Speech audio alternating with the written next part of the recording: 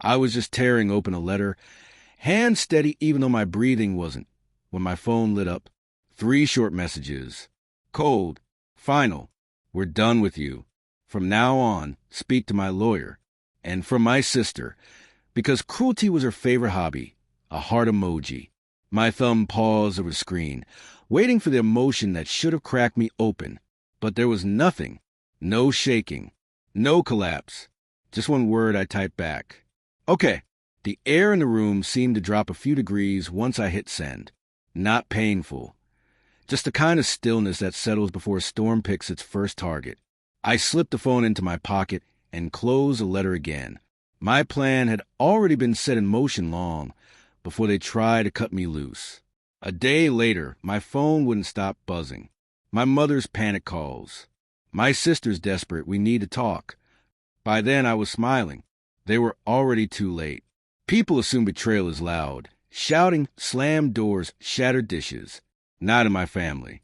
Ours brewed quietly, disguised as family tradition, and doing what's best. I always thought we were close in a distant way. My parents weren't affectionate, but they were consistent, loyal, but only if it served them. My sister Claire had always been the chosen one. Sweet smile, soft tone, claws hidden under her pretty words. I wanted to believe she cared. When we were kids, we'd sit outside sharing secrets like they were candy. She once promised she'd never turn on me. I was an idiot for believing her. The first warning signs were small. Conversations dying when I entered. Papers with my name quickly hidden. Calls ending the second I stepped closer. I told myself I was imagining things. Then I found an email. They forgot to sign out of the family laptop. Subject line. The transfer should be completed before he finds out. My mother's message sat on the screen, calm and poisonous. We need him to sign willingly. If not, we move forward with the backup plan. My backup plan? Apparently their idea of a backup plan was wiping me out of everything. Inheritance, property rights. Leaving me with nothing but my clothes and a forced smile. Claire added her own touch further down the chain. He trusts too easily. Push him a bit. He'll break. I read it again. And again. My heartbeat didn't even change. Break. Interesting choice of word. I didn't confront them. I didn't cry.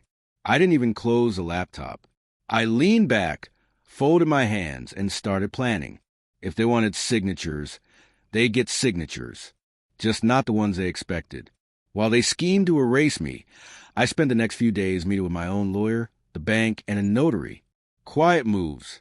Careful steps. Revenge, I discovered, wasn't about rage. It was about patience. Precision. Timing. The letter I was opening when they sent those messages, that was my confirmation. The final approvals, the transfer documents, the account modifications, and the deeds showing the house, their prize, had already been placed under my name 2 days earlier. Everything was already done. Legal, clean, irreversible. Then I replied with that calm okay, and let them misinterpret it.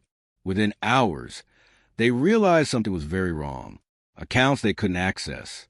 Papers that suddenly meant nothing. Power they thought they had slipping through their fingers. By night, their panic had fully bloomed. When my mother finally called, I answered on the 3rd ring. Her voice cracked before she even said hello. There's been a misunderstanding. No, I said, there hasn't. You made a choice. I could hear Claire whispering urgently behind her.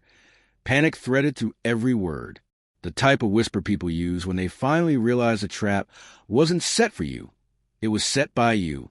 We need to discuss the house, my mother said. You mean my house? I corrected. Silence. Heavy. Perfect. She didn't speak again for a few seconds. When she did, her voice sounded smaller. This isn't what we wanted. It's exactly what you wanted. I told her. You just didn't expect me to agree so fast. I ended the call before she could reply. Claire texted next. Long paragraphs. Apologies, excuses, please. I didn't answer, not from anger, but because I finally felt finished. Revenge doesn't always roar. Sometimes it's quiet paperwork, a signed document, and a front door key no one else can claim anymore. I put my phone face down on the table, the screen still glowing with their frantic messages, and something warm spread through my chest. Relief, control, peace. They taught me betrayal. I taught them consequence.